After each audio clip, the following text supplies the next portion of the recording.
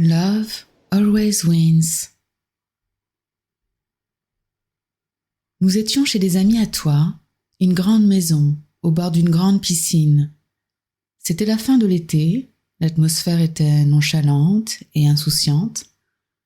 Je n'aimais pas trop la musique, cette musique mainstream, entraînante et joyeuse qu'on entend en général chez les gens aisés qui aiment se rassembler pour s'amuser et faire la fête. Mais tu étais là, toi, et tu avais l'air heureuse, alors tout le reste m'était égal. Je n'avais pas encore compris ce qui se passait. Notre conversation avait glissé vers un sujet un peu trop sérieux pour la circonstance, et Fifi, ton amie, s'était levée pour aller danser. Nous nous étions retrouvés, tous les deux, face à face. Un étrange voile avait un instant assombri ton regard. Tu m'avais dit 2 ou 3 banalités avec un détachement tranquille, et tu étais allé faire un plongeon dans la piscine, dans la nuit, dans un reflet d'argent. Avais-je entendu les mots que tu avais pensés, mais que tu n'avais pas prononcés ? Avais-je compris à cet instant que quelque chose s'était cassé ? Quelque chose que je n'aurais pu croire perdre à nouveau ? Je n'en suis pas si sûre. Overthinking is a disease, my dear. Pourtant, dans mon petit théâtre intérieur, l'un des personnages s'était trouvé d'un coup escamoté. Un animal totem qui t'accompagnait depuis des mois, une espèce de puma sobre et sombre, démarche féline et attitude prudente, s'était soudain transformé en un enfant un peu ridicule et maladroit, cet enfant à grosse tête qui se cogne gauchement aux portes du monde, qui inspire la moquerie ou la gêne et que l'on croise parfois dans les contes. La partie s'était tranquillement terminée, ambiance chill, son off et discussions à voix basse. La nuit était tombée. Tu t'étais rapproché de moi pour te réchauffer ou pour me réchauffer ? J'avais perdu la très légère ironie, l'humeur vif-argent, grâce à laquelle il me semblait d'habitude exister, pétiller ou même crépiter en société. Je m'étais contentée de faire quelques remarques tombées à plat, sourire un peu forcé. Une grâce m'avait quittée. Personne ici ne se pose de questions, mon cœur. Regarde autour de toi. Et c'est aussi pour cela que je t'aimais, mon cœur. Et c'est aussi pour cela que je ne t'aime plus. Tu n'avais pas semblé t'en soucier ni même t'en apercevoir. Les portes de ce monde, tu ne t'y cognais pas. Tu t'adaptais aux autres avec un naturel désarmant et un cœur clairvoyant. Personne ne savait ce qu'il y avait au fond de toi, au-delà du fondu enchaîné permanent de ta vie Instagram, comme je l'appelais en plaisantant. Peut-être était-ce pour cela que tu n'aimais pas rester seule.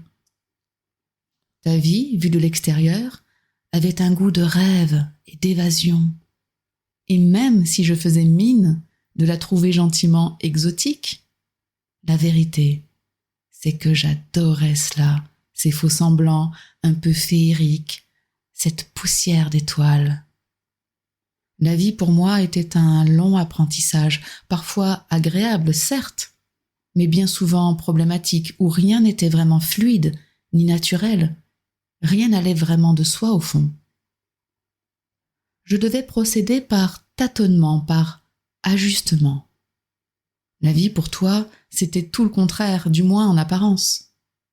Tu te contentais de t'y fondre, sans te poser de questions. Et une légère écume de beauté, de douceur, brillait dans ton sillage, que les hommes remarquaient avec convoitise, les petites filles avec éblouissement, et les autres femmes avec un peu d'envie.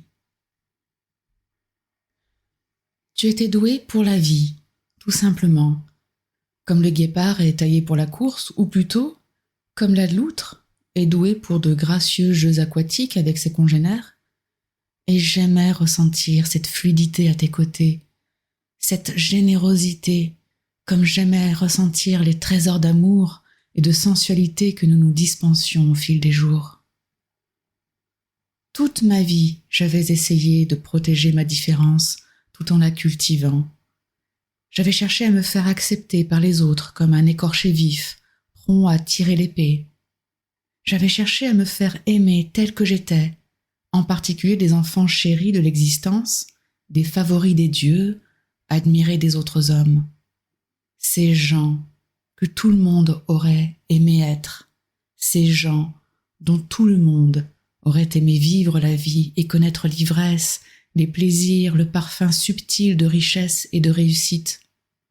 Ces gens qui se prélassaient au bord des bassins de l'opulence, de la beauté, et attiraient sans relâche, dans une danse incessante de vie et de mort, les requins aux yeux froids, les crocodiles au cuir épais, et autres prédateurs de toutes sortes. Alors, le jour où tu avais pris mon bras, c'est comme si tu m'avais ouvert les portes de ce monde, à la lisière duquel je me tenais depuis des années, tel un chevalier de l'underground un peu fatigué, méfiant et malgré tout curieux. À tes côtés, j'avais pris conscience que j'étais fatigué de ma différence, fatigué de ma résistance, fatigué de me battre. C'est ce que j'avais compris en te rencontrant. C'est comme si tout ce chemin que j'avais parcouru auparavant, entre l'élégance et la poésie d'une part, et les combats et les blessures d'autre part, s'était soudain fondu, harmonisé et justifié par le seul éclat de ton regard aimant. C'est cela que tu m'avais offert, l'envie de revenir au monde, ce retour vers des contrées moins solitaires et froides, où je n'avais fait qu'espérer ton apparition et la douce chaleur de tes bras.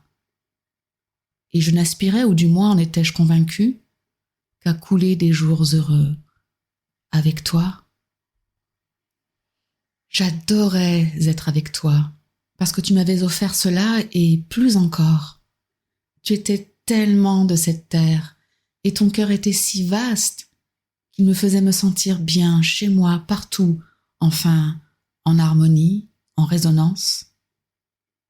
Il ne suffisait plus pour moi que de retourner de temps en temps dans ma solitude, pour m'abreuver de silence et de nuit, et laisser les choses vécues prendre le temps de reposer un peu, de prendre chacune leur juste place dans ma mythologie personnelle, pour que tout soit parfait.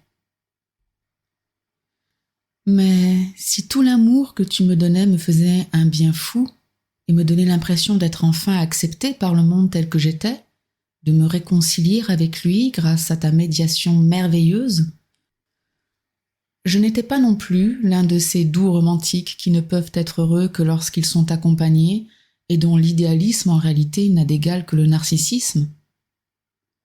J'avais avancé dans la vie, j'étais fière de mes fils, de mon chemin, de mes valeurs, de mes modestes réussites.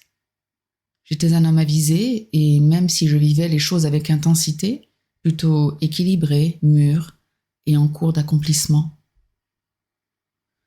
Je croyais donc, grâce à cela, être aussi ta source rassurante et t'apporter aussi quelque chose, de la réflexion, de la nuance, un peu de la richesse de mon expérience, de ma connaissance des hommes et du monde, un peu de cette profondeur et de cet indispensable retour sur soi, sans lequel tout hédonisme, toute forme de jouissance, n'est qu'une fuite en avant. Je croyais que notre relation tournait autour de cet enrichissement, de cette attirance réciproque. Mais je me trompais.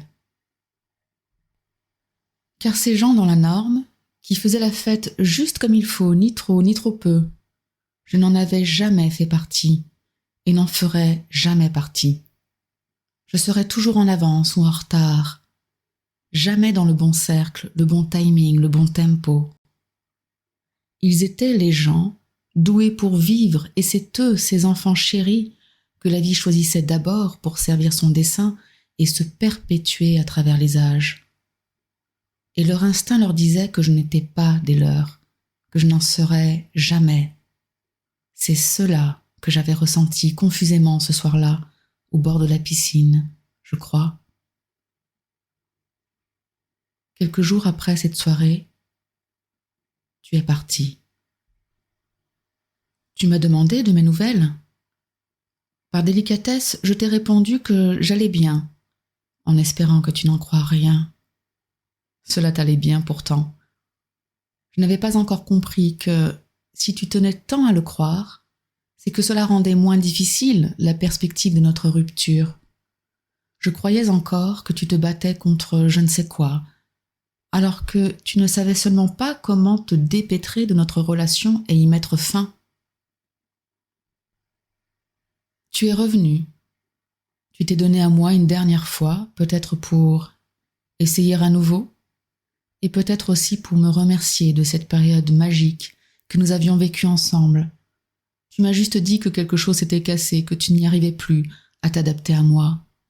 Et puis, tu n'as plus eu que le silence à m'offrir, et tu as de nouveau disparu. Quelques jours plus tard, tu as posté sur Facebook des photos de street art, des cœurs sur les murs surtout, des graphes dont l'un, ironie candide et terrible pour moi, portait l'inscription « Love always wins ».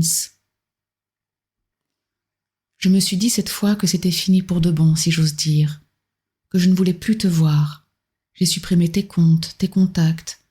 J'ai jeté les 2 ou 3 petites affaires que tu avais abandonnées chez moi, et j'ai commencé à me battre contre les fantômes et le désir de te revoir. Alors je suis partie pour Biarritz. J'ai quitté mon appartement au volet blanc où je traînais ma peine d'une pièce à l'autre pour aller la diluer dans l'air de l'océan, ou du moins essayer. Et toi, le ciel t'aidera.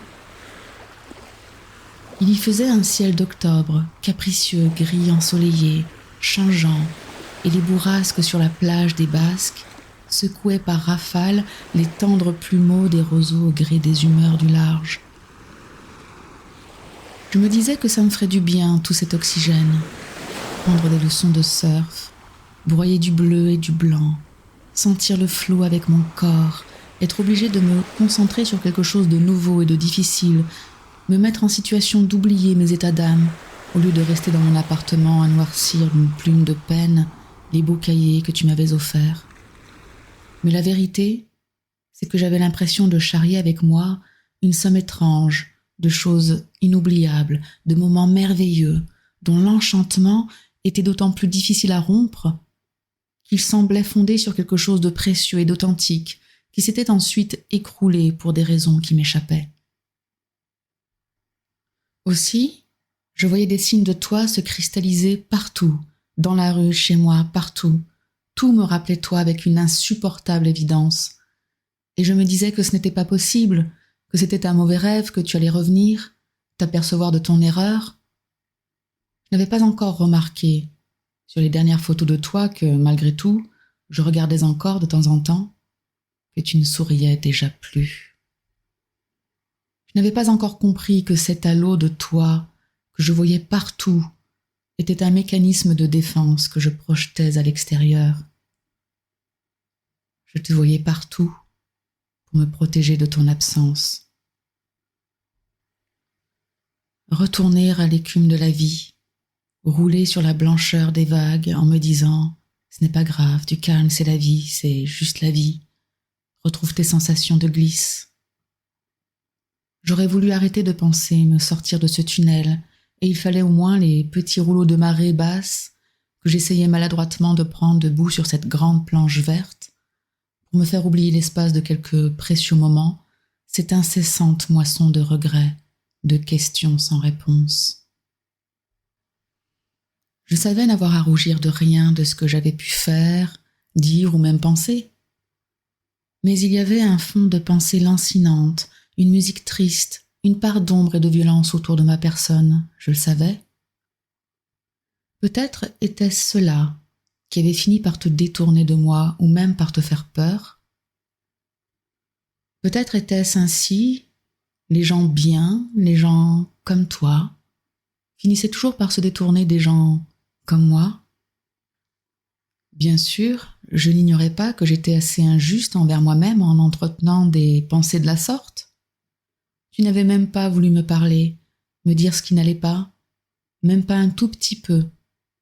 Tu m'avais aimé, puis cesser d'aimer, voilà tout. Je ne saurais jamais vraiment pourquoi, au fond.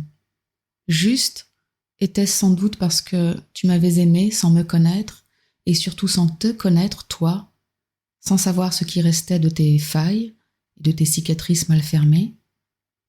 Aussi ne pouvais-je même pas vraiment t'en vouloir. Quant à ma part d'ombre, elle n'avait rien à voir avec la noirceur de la tombe. C'était juste la couleur de mes profondeurs, de ma respiration entre pensée et action, d'où je tirais mon équilibre incertain. Là, maintenant, sur la côte basque, le vent avait ta voix, mes pensées, et tout se mélangeait un peu. Aimer tout le monde, c'est n'aimer personne. Aimer toujours, n'aimer jamais. Tout cela, c'est pareil. Ce ne sont que des bourrasques de vent qui nous agitent, comme les plumeaux le long de la côte. Oui, j'avais fait tout ce qu'il fallait et je continue à le faire, du moins j'essayais, mais j'avais quand même un peu perdu le goût de vivre. Et je ne croyais plus en l'amour car j'avais cru, certes naïvement, l'avoir trouvé, cet amour idéal auquel nous rêvons tous et qui n'existait sans doute pas. Oui, j'avais cru que j'étais arrivée, que j'étais rentrée au port, que nous allions couler des jours heureux et partager ensemble désormais de merveilleuses années de voyage et d'amour. Vieillir ensemble même peut-être. Je me souviens, lorsque j'avais posé sur ton canapé ma tête sur tes genoux et que j'avais caressé mes cheveux avec tendresse.